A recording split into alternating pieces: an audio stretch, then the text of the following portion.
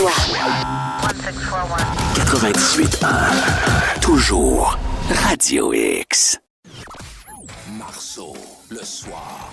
You know what that sound is? Avec Marceau. You want it? Here it is. Radio X. 18h36, c'est le temps du commentaire de Maître Marc Bellemare, qui est au bout du fil. Maître Bellemare, bonsoir. Comment ça va? Ça va très bien, en forme, très content d'être revenu. J'avais le goût de faire de la radio toute la semaine passée. As-tu pogné une coupe de bouillon là, en vacances? Non. On appelait ça un bouillon quand j'étais petit. Je sais pas si c'est encore dans C'est encore ça. C'est quoi un bouillon? Un bouillon, c'est... Bouillon, c'est quand t'avales de l'eau d'un coup, là, puis en Ouais. respirant, là, puis là, t'es tout croche. Ça fait mal au nez, ça. J'ai... La lune d'eau dans la bédaine. Il n'y a pas une expression de pogner son Waterloo, c'est ça? C'est une expression? Waterloo? Waterloo. Bref, j'ai pogné mon mur. J'étais sur... écoute, là, c'est la misère des gens en vacances, là. Mais j'étais sur le bateau, puis j'avais oublié de m'amener de l'eau, puis je me rappelais plus que l'eau salée, là, c'est salé pas pire, là. Ben oui. Fait qu'après un petit bout en bateau, il faut que tu bois de l'eau, sinon tu t'en sors pas, là, puis les reins vont te jammer. Hey, je filais pas, là. C'est surtout À un moment pas donné, je filais efficace. pas. Je sais pas si c'était une espèce de catamaran sur lequel tu étais ou juste pour aller en plongée, là, mais souvent, quand tu demandes un rafraîchissement, il y a rarement de l'eau aussi. Il y en avait, eux autres. OK. C'était des mini-bouteilles, là, mais il y en Bon. avait. Mais je me souvenais plus d'avoir ressenti ça, là, cette soif incroyable. Là, puis Ouais. il faut que tu boives, sinon tu vomis. Là. Oh, ouais, t'es pas bien, là, je Ah, comprends. surtout sur un bateau quand ça brasse un peu. Ben ouais, c'est ça. Avez-vous déjà fait de la plongée, Maître Bellemare? Non, jamais. Ben, j'ai fait du snorkel, là, justement à Isla Mujeres, là, à côté Ben de... oui, là, l'île aux femmes. Carafone, qui appelle. Je sais pas si c'est encore là. Je C'était sais pas. Carafone dans le temps. On allait là, puis on pognait un snorkel, là, puis... OK. C'était pas de l'eau propre, par exemple. Tu sais, des fois, c'était dans une espèce de bassin de plastique, là, une espèce de chaudière, là. OK. Ils mettaient de l'eau salée là-dedans, là. Ouais. Puis ils tiraient les snorkels, là, les tubas, là. Ouais, ça là-dedans. désinfecte, ça. C'est correct.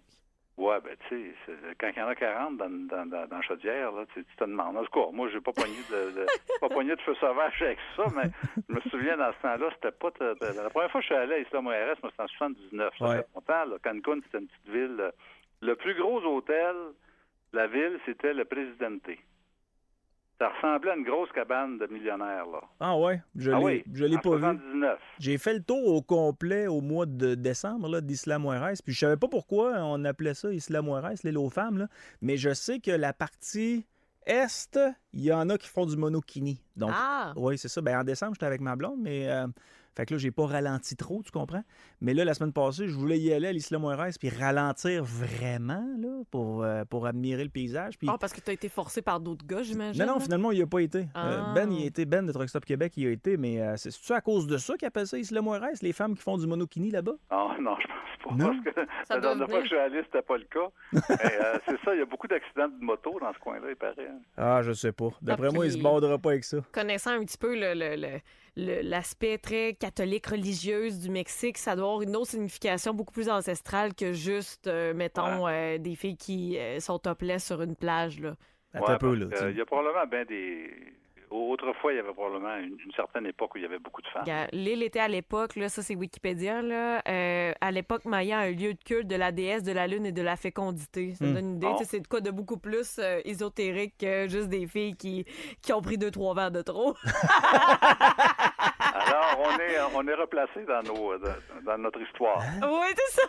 On en apprend-tu des affaires ici Nous avec vous? sachons. Merci, Camille, merci. Maître Bellemare, ce soir, on débute ça avec un quiz. Un petit quiz sympathique, oui. Alors, question, est-ce que un employeur est tenu de fournir des pauses café en vertu de la loi des normes? Es-tu obligé, comme boss, de donner un break le matin et un break l'après-midi? Es-tu obligé de faire ça? Peut-être un, tout dépendant du nombre d'heures qu'on travaille. Puis je pense que ça commence à partir de 4h30. Hé, t'es pas loin, écoute. OK. Moi, je dis 4 heures, 15 minutes. Ouais, non, mais t'es pas obligé de donner un break. L'employeur doit donner une pause de 30 minutes si tu travailles au moins 5 heures consécutives. OK, c'est Ah, 5 ouais. heures. C'est bon. Et le 30 minutes n'est pas payé, puis en principe, c'est pour dîner. Oui.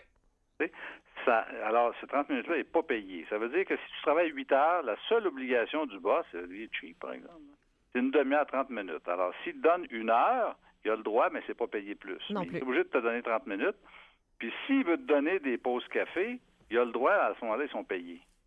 Mais s'il ne veut pas t'en donner, il n'est pas obligé. Ça veut dire qu'il peut t'obliger de travailler 4 heures, une demi-heure pour dîner, pas payé, puis 4 heures après, puis il n'est pas obligé de te donner un break. Des fois, je me rends compte à quel point ma carrière a été particulière parce que j'ai jamais eu de break, à part chez Ronald McDonald. Là. J'ai Ouais. jamais eu de break, Ben, mais Moi, je Maître connais Bellemare. pas ça. Ben non. Ici, au bureau, il n'y a personne qui a soit un break. Là. Tu sais, ça travaille, puis c'est correct. Tu sais, puis bon, tu vas aux toilettes quand tu veux. Puis si tu veux manger un petit quelque chose, tu as le droit, mais je veux dire, je surveille pas ça. Mais Ouais. tu sais, il n'y a pas un break, là, comme je sais qu'au gouvernement, là, dans bien des services, tu as un break à telle heure, puis là, tout le monde arrête. Puis ben, c'est sûr que ça dure pas 15 minutes. Là. Il y en a qui vont fumer dehors, puis ils partent une demi-heure. Mhm. Puis c'est ça le problème, c'est que tu l'échappes à un moment donné. Tu peux pas contrôler ça comme tu veux. Je sais pas. Même le dîner, c'est pas facile à Mais contrôler. j'imagine que les pauses étaient. Ben, en fait, les employés qui n'avaient pas nécessairement de pause, mais qui allaient aux toilettes avec le journal, les pauses étaient plus longues. C'est Ben, aujourd'hui, il que risque celle-là, d'avoir ça une va vite. pause un peu plus, une pause toilette un peu plus longue le matin. Mais dans la fonction publique, pour y avoir été, là, c'est spécial. Mais t'es pas payé, là, mais si tu veux prendre 2 heures de dîner dans certains ministères, t'as le droit. Là. OK. C'est t'es une journée, fonctionnaire, c'est- toi, Camille. Je savais pas ça. Ouais, ben j'ai emploi étudiant, là. C'était plus Ah, payant que juste travailler, mettons, dans une boutique de vêtements. Là. J'ai réussi à Ouais. rentrer occasionnel, là, faire un contrat l'été, puis après ça, à temps partiel. Je les remercie. C'était une belle expérience, mais que, justement, je suis contente que ça ait toffé le temps que ça a dû toffer. Là. Je ferais pas ça de métier. Là. Pour moi, c'est trop routinier. Là. Puis une journée, c'était 7 heures, mais je pouvais partir, mettons, à partir de 11h30, puis revenir juste à 1h30 pour OK. travailler le reste de la journée. Puis c'est-tu super surveillé? As-tu des punchs pour dire Oui, que t'es dans le il bois? y a des punchs, puis il y a vraiment un système. Il y a des gens qui vérifient pour la paye, puis il y en a. Puis tu sais, si tu es soupçonné de vol de temps, c'est pas trop long que tu sais, il y a enquête sur toi. Là. Non, OK. c'est autant que c'est compréhensif si tu as à prendre des congés, puis mettons que tu as un rendez-vous en après-midi, là, puis tu sais, pour tout ce qui est heures supplémentaires, là, ça se met super bien en banque, là, mais c'est ça, genre, abuse pas. OK, c'est bon. Parfait. Alors, c'est bien noté. Alors, quel ministère t'étais? Le touriste, je suppose? Justice? Hein? Oui. T'étais au Delta, là, sur la route de l'église? Oui, le bel édifice qui est rendu maintenant tout en miroir. Là. Fait que Oh, ouais. j'étais à l'administration des constats. Fait que les Oh, gens qui t'étais à recevaient la des justice. constats, je les... Ouais. Oh, c'est pour ça que t'as d'aussi bonnes réponses à mes questions complexes. Ben, j'ai pas la prétention d'avoir appris beaucoup de choses là-bas. Là. C'était très basique, là, Maître Bellemare. Ouais. Je suis renseignée, c'est tout. OK, bon, ben j'en ai une autre question, là. OK. Qu'est-ce qu'un mandat de protection? Hmm. C'est lorsqu'une femme ou un homme craint pour sa vie quand quelqu'un l'harcèle. C'est un 810? Ça, c'est un mandat de paix. C'est un mandat de paix. Un 810. Un mandat de criminel. protection. Mandat de paix, c'est pour, c'est ça, quelqu'un qui t'écœure, ben là, tu peux demander à un juge de paix d'émettre un mandat pour que la personne se voit ordonnée de ne pas t'approcher ou de garder la paix. Mais un mandat de protection, c'est ce qu'on appelait autrefois un mandat de prévision de l'inaptitude. C'est-à-dire, tu donnes un mandat à quelqu'un qui va s'occuper de tes affaires quand tu vas devenir débile. Ah ouais? Ben oui, c'est un mandat en cas d'inaptitude. Alors, je sais pas, c'est sûr qu'à ton âge, là, il n'y a pas trop de problèmes. Là, tu penses pas à ça. Comme on pense pas à bien des affaires, des testaments, ces choses-là. Mais à un moment donné, quand tu avances en âge, ou quand tu as une bonne maladie, un petit cancer, un infarctus, un peu d'angine, etc., là, tu penses à ça, puis tu te dis, bon, mais si j'ai un AVC massif, puis que je suis plus capable de diriger mes affaires ou de m'occuper de ma santé, ça prend un mandat de protection. Alors, ça s'appelle comme ça. La plupart du temps, c'est les notaires qui font ça. Et ça te protège en cas d'inaptitude. Ça protège ta gang aussi, parce que tu sais, si tu n'as pas signé ça, ben là, il faut aller en cours, il faut demander au juge de désigner quelqu'un pour s'occuper de tes biens, puis c'est compliqué, puis il peut y avoir de la chicane, parce qu'il peut y en avoir 3-4 qui sont intéressés à fouiller dans ton portefeuille. Tu sais. OK. Est-ce Alors que que ça... si tu décides de le faire toi-même, sauf que tu peux préciser dans un mandat de protection, par exemple, que tu veux pas d'acharnement thérapeutique. OK. Je veux dire, moi, là, je veux pas être s'il y a d'acharnement thérapeutique ou s'il y a des soins pour prolonger ma vie, j'en veux pas. Sauf que tu peux pas décider de confier à quelqu'un le moment où tu vas mourir dans la dignité. Tu sais. La personne peut pas qui te représente peut pas dire moi je pense qu'on devrait s'en débarrasser parce qu'il est trop vieux ou il est trop malade. Tu sais. Parce que ça, c'est une décision qui se prend quand tu es capable de prendre la décision. Tu peux pas confier à quelqu'un le moment, la décision du moment où tu vas mourir dans la dignité. C'est toi qui dois le faire, puis il faut que tu sois capable de consentir au moment où tu donnes ce consentement-là, parce qu'autrement, ça voudrait dire que la personne à qui tu confies le mandat pourrait dire, Je vais aller voir 2 docteurs, puis je vais obtenir la permission de me débarrasser de papa, tu sais.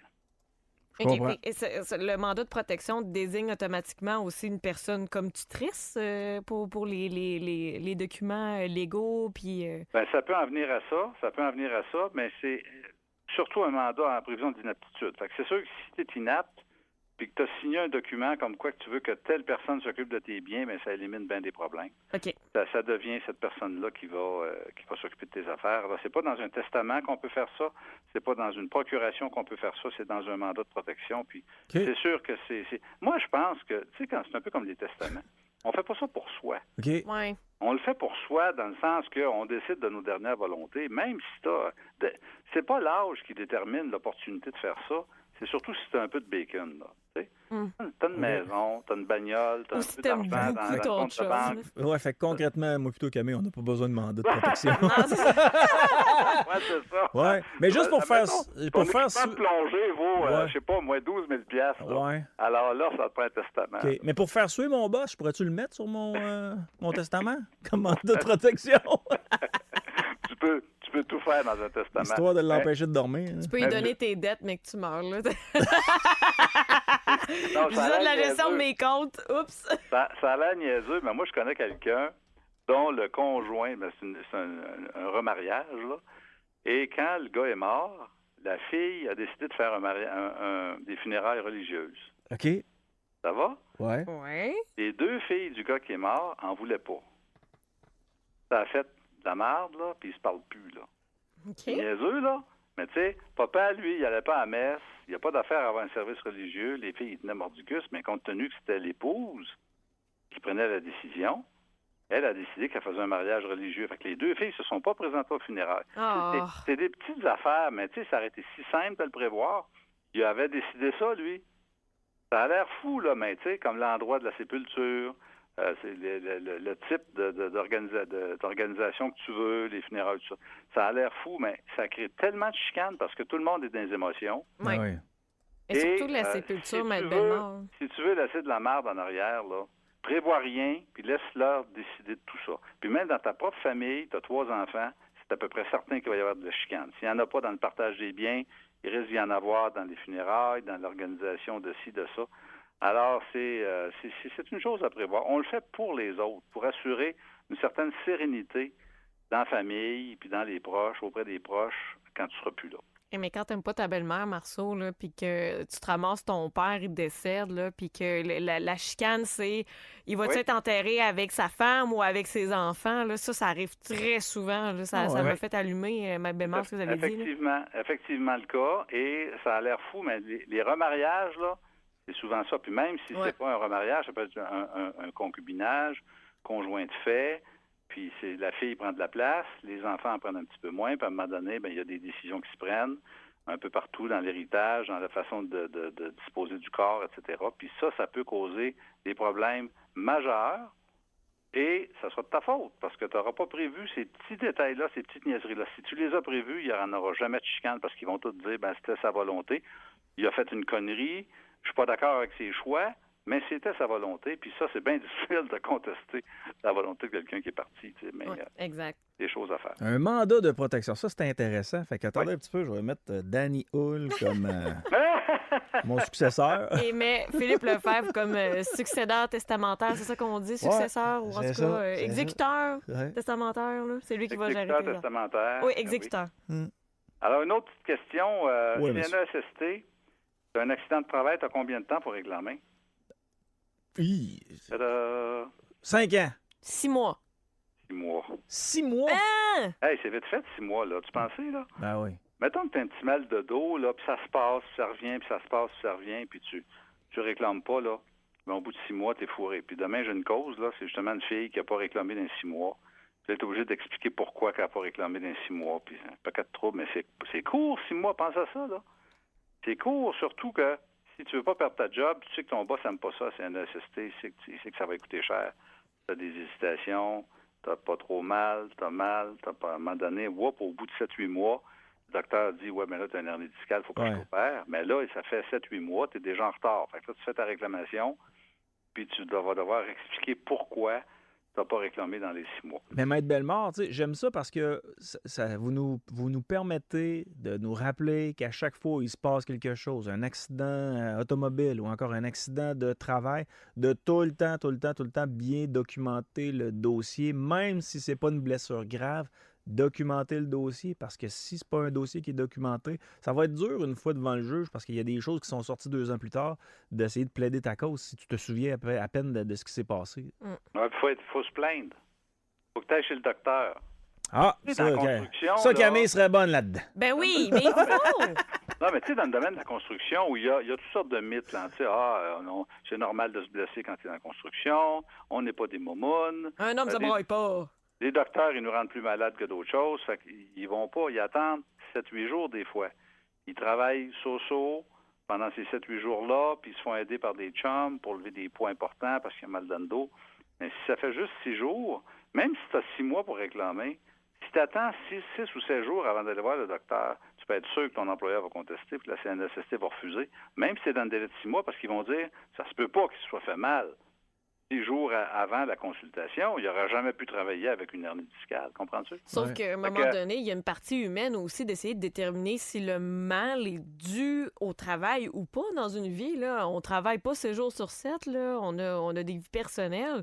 Mais d'un autre côté, est-ce qu'il y a un document juridique, Maître Bellemare, comme un mandat d'inaptitude auquel on a discuté qui peut discréditer toute contestation de délai? Non, pas vraiment. Non? OK. L'important, c'est de consulter rapidement.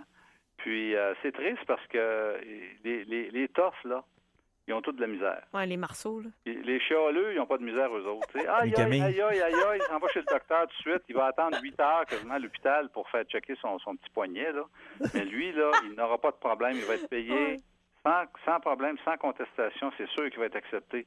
Mais l'autre, là, qui attend une semaine ou 2 semaines avant de consulter, lui, il va avoir de la misère parce qu'il va falloir qu'il trouve une façon de prouver qu'il a eu mal pendant ces 7-8 jours-là. Fait que là, tu fais témoigner sa femme qui dit, le soir où il s'est blessé, il est arrivé, on a fait couler un bon bain d'eau chaude, il s'est couché à 7 heures, il a pris des Tylenol. Oui, mais ça fait pas 7 jours, là. Après ça, il faut que tu aies quelqu'un, un collègue de travail, qui va venir dire, oui, il boitait, puis il se poignait le dos, puis il avait de la misère, puis je l'aidais, puis tout ça. Mais ça, des chums de travail, là, qui viennent témoigner pour dire que oui, tu as eu mal dans le dos quand le boss conteste l'accident, parce que lui, il n'en veut pas d'accident, lui. Il veut pas que ça passe à la CNSST, là. Et tout le monde hésite avant de témoigner, parce qu'ils savent très bien qu'en témoignant pour le gars, ça va coûter cher au boss parce que sa réclamation va être acceptée. Là, les assurances vont tout augmenter. Oui, parce que la CNSST, les boss payent en fonction du nombre d'accidents et en fonction de la durée de l'incapacité. Alors, ils n'en veulent pas d'accident de travail, c'est pas compliqué, là, c'est clair, là. Ils n'en veulent pas de CNSST. Fait que quand il y a des cas douteux, ils les contestent. Le gars est obligé de se défendre, mais des fois, il y a de la misère à trouver quelqu'un dans l'entreprise qui va venir témoigner pour lui, sachant que le témoignage du gars qui veut des congés, qui veut des promotions, va nuire à l'employeur, puis peut-être qu'il va le regarder de travers pendant un certain temps. Fait que c'est ça la réalité des entreprises, des accidentés. OK. Est-ce que c'était la dernière question, Maître Bellemare? Oui, c'est la dernière question. Bon, Alors. ça nous a permis d'apprendre plein de choses. Pour les maladies de travail, je sais pas, mais quelqu'un travaille dans une usine, puis on se rend compte que dans cette usine-là, il y a des cas de cancer du poumon qui sont L'amiante. déclarés. Oui, comme c'était le cas de l'amiante dans le temps. C'est combien de temps à peu près, Maître Bellemare? Ça, c'est 6 mois à partir du moment où tu sais OK. que c'est le travail qui t'a rendu malade. OK. Ça, c'est beaucoup plus touché. Parce qu'un accident, tu sais, je sais pas, tu es tombé en bas d'un échafaud, ou ben donc, je sais pas, tu as levé un poids important à bout de bras, puis tu t'es fait mal dans le dos, ou ben donc, tu t'es accroché après un cadre de porte pour pas tomber, là, puis là, tu t'es fait arraché à moitié d'une épaule. Ça, c'est un accident, c'est un événement soudain prévu, fixe dans le temps. Ça prend 10 secondes d'expliquer ça, tu sais. Je suis tombé, pouf, de telle façon. Mais quand c'est une maladie professionnelle, là, une tendinite, par exemple, tu te fais une tendinite d'épaule à force de faire des mouvements répétitifs, là. Quelqu'un qui tire des joints, par exemple, ou qui fait de la peinture, là. C'est souvent des blessures au niveau des épaules, ou des coudes, ou des poignets. C'est des tendinites ou des maladies en hit, là, des épicondylites, des bursites, etc. Alors ça, souvent, le gars va aller consulter, puis le médecin il va dire « Ouais, tu fais quoi comme job? » « Ah, moi, je suis peintre en bâtiment. » OK? Ça prend 7-8 mois, 1 an avant qu'il fasse sa réclamation, parce que là, il est rendu à bout, il se fait opérer. Alors, l'employeur, ce qu'il fait, c'est qu'il va voir dans tous les dossiers antécédents il va voir que ça fait déjà 1 an et demi que le gars se plaint de qu'il a mal à l'épaule. Mhm. Là, il va dire il ne l'a pas déclaré dans les 6 mois de la connaissance. Fait que là, il faut essayer de savoir quand est-ce que le gars a compris que c'était sa job de peintre qui a fait mal aux épaules. Avez-vous beaucoup de clients, des anciens peintres en bâtiment? Est-ce que ça arrive souvent? Oui. Ouais. Puis est-ce qu'il y a des maladies neurologiques là-dedans? Oh, j'ai vu des cas d'intoxication. Ouais. Des gars là, qui étaient contaminés parce qu'ils avaient respiré trop de cochonneries. Ben, aujourd'hui, c'est moins pire parce que la peinture est moins contaminée, là, mais OK. les produits, surtout ceux qui travaillent avec des sprays. Mais je te dirais que la plupart des peintres, là, ce qu'ils ont, c'est des problèmes aux épaules, aux coudes, à force de faire des mouvements répétitifs parce que c'est difficile. Des fois, c'est dans le cou parce qu'ils travaillent en hauteur, comprends-tu? Ils sont obligés de peinturer des plafonds, des hauts de murs, puis ils finissent par développer des entorses cervicales ou des maladies au niveau des épaules. C'est très, très fréquent. OK. Maître Bellemare, on parle maintenant des enragés du volant. Oh, ça, Oui. ça me parle. Je veux te parler de cette affaire-là. C'est incroyable. La Cour suprême a tranché ça la semaine passée. C'est un gars qui est impliqué comme dans un accrochage. Ça s'est passé à Montréal. Ça arrive nord de Montréal en 2016, OK? La Cour suprême a tranché la semaine passée. Alors là, il y en a un qui coupe le chemin à l'autre, toujours pareil, nanana. Fait que là, il s'immobilise. Il y en a un des deux qui sort du char, puis il donne un coup de poing d'en face de l'autre. Ça va? Oui. L'autre, il se défend pas. Il se défend pas. Il sort un couteau, il poignarde l'autre qui a donné un coup de poing d'en face à 5 reprises. Fait que là, il cause un dommage au poumon et au thorax. L'arme est infectée en plus par une bactérie. Ah! Alors, je te le donne entre mille, là. Qu'est-ce qui se passe? Est-ce que le gars qui a donné un coup de couteau peut invoquer la légitime défense? Est-ce qu'il savait... Ou bien s'il est coupable d'un acte criminel, d'après toi? Moi, je pense qu'il est coupable d'un acte criminel. Ouais. En plus que l'arme était infectée, je savais-tu? Ouais. C'était-tu délibéré, ce geste-là? Ben ça, t'as pas à dire que c'était délibéré. Il avait juste à nettoyer son couteau, là. Mais, tu sais, je veux dire, la conséquence, tu dois l'assumer. Ouais, je pense que c'est un geste criminel. C'est un geste criminel, effectivement, mais ça a été jusqu'à la Cour suprême. La Cour suprême a dit, écoutez, monsieur, là, vous aviez juste à contrôler votre rage. Ouais. Ça veut dire que si tu es impliqué dans une situation semblable, tu reçois un coup de poing sur la gueule, ben, tu peux peut-être pousser l'autre, mais tu es obligé d'utiliser une force qui est proportionnelle. Ouais. Ça ne veut pas dire que tu es obligé de te laisser faire présenter l'autre joue comme notre Seigneur. C'est pas juste ici que c'est comme ça, Maître Bellemare, parce que je me souviens que quand j'ai habité pendant quelques mois à New York, là, c'était un voyage de 6 mois que j'ai fait, puis il y avait, dans le New York Times, il y avait un article d'un professeur de karaté qui s'était fait passer le couteau en dessous de la gorge dans le métro pour se faire voler son portefeuille. Et le professeur de karaté avait cassé le coude de l'individu. Mm-hmm. Et autant l'individu qui avait son couteau, qui essayait de voler, a été puni, et le professeur de karaté aussi avait été puni. Puis je pense que les sentences étaient semblables, là. Ce qui est épouvantable à mes yeux. Là, je veux dire, mais le juge, ce qu'il avait expliqué, c'est que la personne, par ses techniques de combat, aurait pu ne pas créer autant de dommages au coude de l'individu qu'elle en a fait. Mais je veux dire, ça, c'est une société malade. Oui, sauf qu'à quelques centimètres plus profond, l'autre, il coupe à jugulaire là, aussi. Là. Oui, mais mon point est que c'est une société malade. Le gars, là, il est sur le nerf, il a un couteau en dessous de la gorge, il n'a pas le temps de penser à une force raisonnable. Non, c'est ça. Non, c'est ça. Mais tu sais, écoute, as-tu déjà été impliqué dans une affaire de rage au volant? Non, jamais. Bon, moi, ça m'est déjà arrivé une fois. J'avais 18 ans. Je revenais de Montréal, je m'en allais chez moi à Saint-Hyacinthe. À un moment donné, il y a un gars qui commence à me tasser en automobile. Il s'en va en avant de mon char, il ralentit à 30 km/h. Puis il m'écarte pendant à peu près 10 km. J'étais très nerveux. J'ai jamais su pourquoi.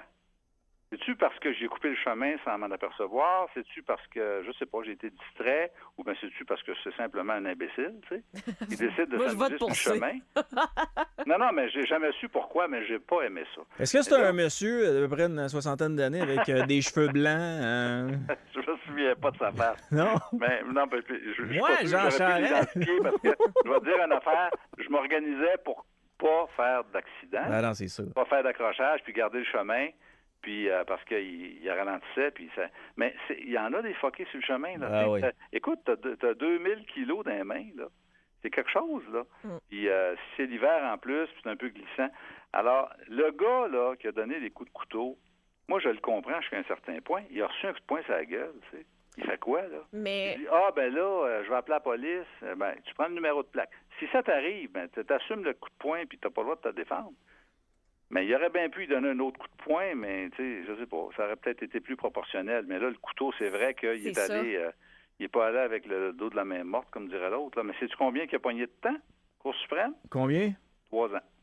c'est beaucoup pareil, hein? Il me semble des histoires pas plus graves, là. Non, mais tu sais, 5 coups de couteau, puis des dommages importants, puis le gars qui a reçu le coup de couteau, il a perdu 80 de sa vision parce que le couteau était contaminé. Puis il a pas retravaillé, puis il y a des conséquences importantes. Fait que ce que ça veut dire, c'est que t'as pas le droit de te faire justice. Puis la légitime défense, ça, c'est l'article 34 du Code criminel, c'est 3 conditions.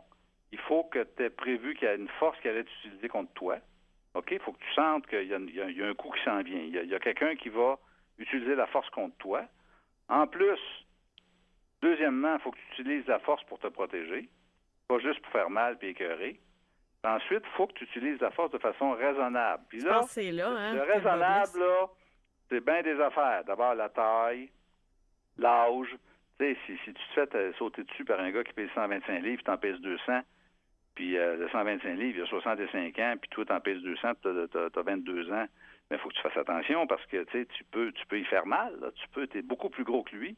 Fait que dans ce temps-là, tu es obligé d'utiliser une force qui est plus raisonnable, le maîtriser. C'est un peu pareil pour les policiers qui font des interceptions, des arrestations. Ils sont obligés de tenir compte aussi du fait que l'individu est vieillissant ou que l'individu est plus faible, plus petit, intoxiqué ou pas. Alors, c'est la même chose pour les civils. Sauf que lorsqu'ils sont à Nicolette, on les entraîne dans le sens où, à partir du moment où les policiers jugent que leur vie est en danger ou la vie d'autrui, ils doivent tirer dans le centre-masse. Ce qu'un individu normal peut pas nécessairement faire s'il sent que sa vie est en danger, parce que le juge va le regarder bien droit dans les yeux, il va dire, là, vous avez utilisé cette arme-là contre l'autre individu, puis vous l'avez tué. Donc, vous êtes fait justice vous-même. Mais le policier, lui, à Nicolette, ce qu'il apprend, c'est centre-masse direct. Si ta vie est en danger ou la vie d'autrui, parce que si tu tires dans le centre-masse, tu as le plus de chances d'anéantir la menace. Dans la situation qui nous concerne, là, je peux comprendre le critère numéro 3 de la légitime défense, c'est-à-dire que la personne...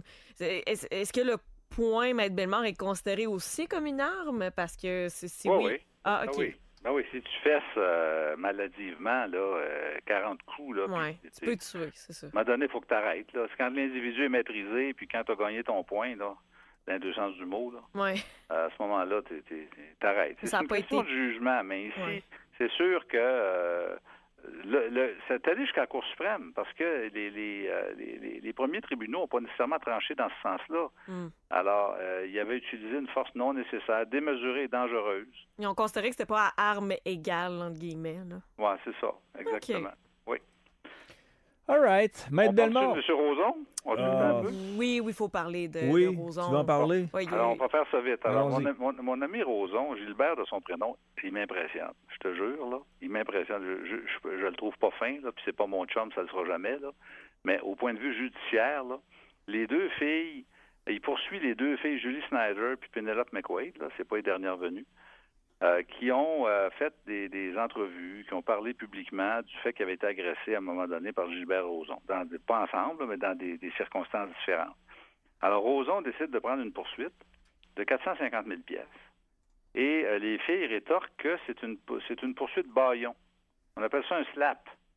Un slap, c'est une poursuite qui est prise juste pour museler l'autre personne, tu sais. Je veux plus que tu parles, là, puis je sais pas, moi, tu es un environnementaliste, là, puis tu vas empêcher un projet polluant, là. Puis là, il y a une compagnie qui vaut 4 milliards, là, qui te poursuit pour 1 million parce que tu as parlé contre la compagnie. Ça va être un slap. Tu sais, le juge va dire, il y a une disproportion dans les moyens d'action. Il y en a un qui est beaucoup plus riche que l'autre, puis il sait très bien qu'en prenant cette poursuite-là, il va empêcher l'autre personne de se manifester puis d'exprimer sa position publiquement. Alors, les deux filles ont plaidé ça. Ils ont dit au juge de la Cour supérieure, Monsieur Rozon, ce qu'il veut, c'est nous museler. Il nous poursuit puis il veut nous empêcher de parler. Alors, la Cour supérieure a rejeté ce moyen-là en disant non, c'est pas une poursuite bâillon, puis la Cour d'appel a donné raison à Roson également. Alors, finalement, ce que les tribunaux ont dit, c'est que c'est pas un slap. Roson ne fait pas une poursuite bâillon, il ne veut pas les empêcher de parler, ils ont le droit de parler pareil. Il n'y a pas une disproportion aussi importante au niveau des moyens financiers non plus. C'est pas des pauvres. C'est Snyder puis McQuaid, c'est des filles qui ont les moyens de se défendre. Et les juges ont dit, ben non, c'est une poursuite qui si elle est vraiment pas bonne, sa poursuite, il va perdre sa cause. Tu sais? Mais ça va aller au mérite, puis il va y avoir un procès éventuellement, puis etc. Puis Julie Snyder, elle a dit en plus, ben là, je vais témoigner dans cette affaire-là, je vais être interrogé dans le procès, puis là, ça va être public, puis tout le monde va savoir ce qui m'est arrivé. Le juge a rejeté ça aussi en disant, ben écoute, t'es public, t'as déjà dit publiquement que tu t'étais fait agresser. C'est ça. Alors, tu vas devoir expliquer publiquement aussi comment ça s'est passé. La raison pourquoi je voulais en parler, M. Bellemare, c'est parce qu'elle est sortie aujourd'hui, puis elle est revenue là-dessus, puis elle a dit qu'elle allait continuer d'exercer son droit de liberté d'expression, puis que si elle était citée à procès pour raconter son agression alléguée en cours, elle allait se tenir debout, là. OK, mais Oui, mais alors, Bellemare- pas le choix, elle est poursuivie. C'est pas elle qui poursuit, là, c'est Roson. Ouais, mais je vous pose une question. Là. À partir du moment où Roson n'est pas coupable de rien, là, est-ce que Roson peut revenir pour diffamation alors qu'il y a à peu près, je fais une image, là, Bien sûr qu'il peut. 3000 femmes qui disent qu'elle s'est fait agresser par cet individu-là. Là, Ah oui. lui, il sait très bien que quand Julie Snyder parle, c'est pas comme si c'était Solange Thibault là, qui parlait. Là. Ça a un impact sur sa vie, sur sa carrière, sur sa famille. Il pourrait la poursuivre pour diffamation. Même si, mais puis le juge, lui, il faut qu'il enlève tout ce qu'il a entendu de sa tête, puis Ouais. qu'il fasse il se mette à zéro, puis il entende les deux parties, dont une qui dit s'être fait agresser sexuellement, puis lui qui dit non, moi je l'ai pas agressé, elle dit n'importe quoi. Ouais. Ça finira Non, plus. mais là. non, mais il est acquitté à date, là. Exact. Ouais. Et Un, il a été acquitté. Deux, il y a un recours collectif contre lui. La Cour supérieure, je pense, avait autorisé le recours collectif en disant oui, ce sont des causes similaires parce qu'il y avait une douzaine de filles, je pense, qui poursuivaient. La Cour d'appel a renversé ça en disant non, ça prend des poursuites individuelles. Là, il y a des poursuites individuelles C'est qui sont intentées, mais à ma connaissance, à part l'histoire où il avait été condamné parce qu'il avait tripoté une petite fille de 16 ou 17 ans là, au manoir Rouville dans un party à un moment donné, là, puis qu'il y avait une absolution inconditionnelle, ce qui était bien sûr une erreur. ouais. Ça n'aurait pas dû être ça, mais il y avait une absolution inconditionnelle parce qu'il avait dit qu'il voyageait aux États-Unis. À part ça, là, il n'y a pas eu de condamnation à date. Là. Non, exactement. Puis je tu sais- comprends pas pourquoi actuellement il n'y a pas de facteur aggravant avec le fait qu'il est poursuivi par 8 femmes là, en même temps. Là. Ben, c'est parce qu'à un moment donné, il va falloir qu'il y en ait une qui gagne sa cause. C'est ça. Il va falloir à un moment donné qu'il y ait un jugement favorable qui sorte. Parce que s'il n'y a pas de jugement favorable, ben là, il y a beau jeu. Puis, tu sais, les filles, McQuaid puis Snyder disaient, et je cite, « Aucun préjudice ne pourra être prouvé par Roson parce que sa réputation relativement à son comportement sexuel envers les femmes ayant été réduite à néant bien avant l'émission. » Mais là, peut-être, là. Mais ça, le juge, là, lui, il fera pas un sondage pour savoir si Roson a une crédibilité au niveau des agressions sexuelles. Exactement. Mais Il va simplement se baser sur les jugements de cour, Mais sur les allégations, puis même à la limite, si, quand bien même que Roson est condamné 10 fois pour avoir agressé 10 filles, il faut quand même que Snyder puis que Penelope McQuaid fassent la preuve de façon prépondérante qu'elles ont été agressées aussi. C'est ça. C'est pas parce qu'il y en a agressé 10 qu'il a nécessairement agressé ces deux filles-là. C'est ça. Je le dis à toute réserve. Là, au conditionnel. Ouais, puis mais en même temps, il y a quelque chose de cruel à ça quand on y pense, c'est que si ces femmes-là ont tous été agressées comme elles le disent, c'est au conditionnel, et que l'individu est coupable, ben, le juge le considère comme coupable de rien, puis après ça, l'autre, il décide de poursuivre, puis il gagne. C'est une double injustice, c'est une double agression. C'est là. sûr. Ouais. C'est sûr, parce que le fait que tu sois acquitté sous le doute raisonnable, c'est ce qui est arrivé l'autre fois. Là. On se souvient, Salvaille puis Roson avait été acquitté à peu près coup sur coup. C'est pas parce que tu es acquitté sous le doute raisonnable que ça s'est pas passé. C'est pour ça que, même s'il est acquitté au criminel, la même victime peut poursuivre au civil. On se souvient, O.J. Simpson aux États-Unis avait été condamné pour je sais pas combien de millions parce qu'il avait tué une fille. Au civil, il a été condamné. Au criminel, il est acquitté. Alors, la règle pour être condamné au civil, c'est une probabilité. Il faut que ce soit probable que ça soit arrivé, alors qu'au criminel, il faut que ce soit hors de tout doute. Il faut que ce soit certain que c'est arrivé. est-ce que les témoignages hors cours sont considérés comme des preuves? Parce qu'il y a des documents, il y a une transcription de 500 pages où il s'en va dire que le mouvement MeToo, c'est comme au Moyen-Âge, puis tu sais, qu'il discrédite Bien sûr. à traiter au ridicule toutes les allégations qu'ils ont eues contre lui. Tu sais, à un moment donné, quand plusieurs personnes disent des choses similaires à ton égard, puis que tu continues de banaliser, voire discréditer ça, Ouais. Ça n'a pas un poids judiciaire, ça, Maître Bellemare? Pas vraiment. Ben lui, il peut avoir son opinion sur MeToo, mais tu peux pas arriver en cours et dire MeToo, là, il y a 22 personnes qui se sont plaintes là, d'avoir été agressées sexuellement. Le tribunal va vouloir avoir une preuve, entendre des témoins, savoir qui va croire, qui ne croira pas. Tu sais, Michel Venn, là, il a été condamné pour agression sexuelle sur la jeune fille qui travaillait pour lui. Là. Il y en a qui sont condamnés. Mais là, on parle du civil. C'est une probabilité. Alors, lui, il poursuit pour diffamation. Il dit, moi, je veux 450 000 $ parce que ces deux filles-là qui ont un gros micro, là, c'est pas rien, là. McQuaid puis Schneider, là, c'est Novo pour Schneider puis Radio-Canada pour McQuaid. C'est pas... Il y a un gros auditoire, là. Et ils ont parlé qu'ils avaient été agressés. Alors, ils vont devoir se présenter devant le tribunal pour expliquer la situation. Puis, le juge peut fort bien les croire, puis rejeter l'action de Roson. Alors, mais là, ils ne voulaient pas y aller, eux autres, en cours. Ils disaient, non, Roson, il fait ça juste pour nous empêcher de parler. Le juge a rejeté ça en disant, non, c'est pas abusif. C'est pas une poursuite bâillon. Je vois pas, là, d'intérêt à rejeter cette poursuite-là de façon préliminaire, simplement parce que vous trouvez qu'il veut vous museler. Vous allez devoir vous présenter et faire votre preuve. Ça veut dire qu'il va y avoir un procès en bonne et due forme. Puis avant le procès, il y a des interrogatoires. Roson a déjà été interrogé, si je me souviens bien. Je pense qu'il est en Europe, là. Il est interrogé à la TV. Et puis, les filles vont devoir aussi être interrogées, puis une en l'absence de l'autre pour expliquer ce qui est arrivé, puis qu'est-ce qu'ils ont allégué publiquement. Puis le juge va devoir trancher. C'est une histoire à suivre. Ça va être, en tout cas, au point de vue juridique, il y a des questions intéressantes qui sont posées, mais je te dirais que Roson, il joue avec le feu un peu aussi. Parce que c'est ce que je pense. Il peut se faire battre parce que ces filles-là, en tout cas, je vois pas pourquoi il aurait inventé des histoires d'agression si c'était pas passé quelque chose de subtil. Là. Alors, je pense bien qu'ils sont capables d'avoir la crédibilité qu'il faut pour expliquer ce qui s'est produit. Puis je penserais pas qu'il y ait porté ça dans l'univers public, dans l'espace public, s'il n'y avait pas un minimum de vérité dans leur histoire. Pour des dossiers de SAC, d'IVAC, de CNESST, c'est bellemaravocat.ca. Absolument. Salut! Bonne À bientôt. semaine! Merci. Salut. Bye-bye. 19h13. Mais quand on y pense, c'est vrai, c'est fou, là. Tu sais, advenant le cas où toutes ces femmes-là se sont fait agresser par cet individu-là, ont osé sortir dans les médias et que le juge considère que ces paroles-là, c'est de la diffamation, puis qu'il donne raison à Roson de les poursuivre pour X montant d'argent. T'imagines-tu si tout ça, c'est vrai, à quel point la personne doit pas bien se sentir, là, de l'autre bord? Je peux comprendre les voix qui se lèvent contre notre système juridique quand des histoires comme ça arrivent. Là. On le sait pas, là, c'est encore en cours, ça fait des années qu'on en parle, là, mais ça donne peu espoir. Tu as vraiment l'impression que c'est la notoriété qui finit par gagner au final. Là. On verra. Là. Je souhaite que ces femmes-là, parce qu'à un moment donné, c'est un peu fou de penser dans un scénario en enlevant toute la gang qui a été nommée de l'histoire, mais moi, me faire accuser par une dizaine de personnes de gestes similaires, je serais comme folle de penser que, tu sais, j'ai pas un problème. Comprends-tu? Mm-hmm. Moi, c'est un peu comme ça que je le vois, là. De faire des déclarations puis de dire que c'est de la foutaise puis que c'est pour attirer l'attention. Parce que c'est dans les femmes qui ont embarqué dans le fameux groupe Les Courageuses, là, il y en a qui ont été rencontrer des enquêteurs de police du service de la ville de Montréal. Et parmi celles-ci, il y a des enquêteurs qui ont dénoté qu'il y en a que leur témoignage n'était pas tout à fait crédible à leurs yeux.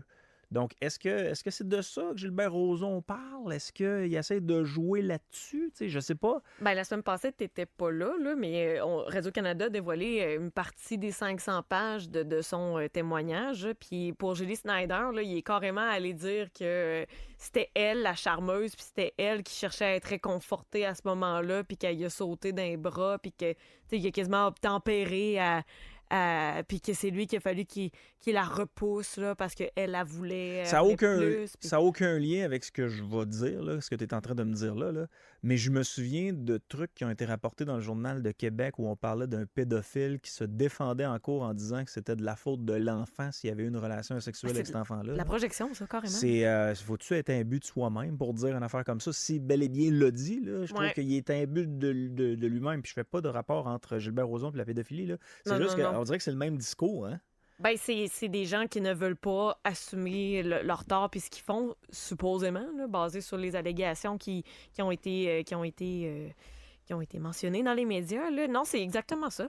C'est avait Hank, c'est la fameuse phrase, avait Hank à pas être habillé de même, puis je l'aurais pas violé. Tu sais, c'est comme ça, c'est de jeter la faute sur les autres, c'est de faire de la belle projection. Puis effectivement, je t'invite à aller, je te l'enverrai le lien, là, tu sais, relire toutes les réponses de une telle t'a accusé de l'avoir embrassé de force. Ah, ben, on sait bien, elle veut juste d'attention. Tu sais, c'est quasiment ça qu'il écrivait, là. C'est quasiment ça qu'il disait dans les écrits que j'ai lus, là. Ouais, c'est limite un but de lui-même, puis c'est limite déresponsabilisation des allégations. Où est Will Smith quand on en a de besoin? Ouais, ça serait mérité.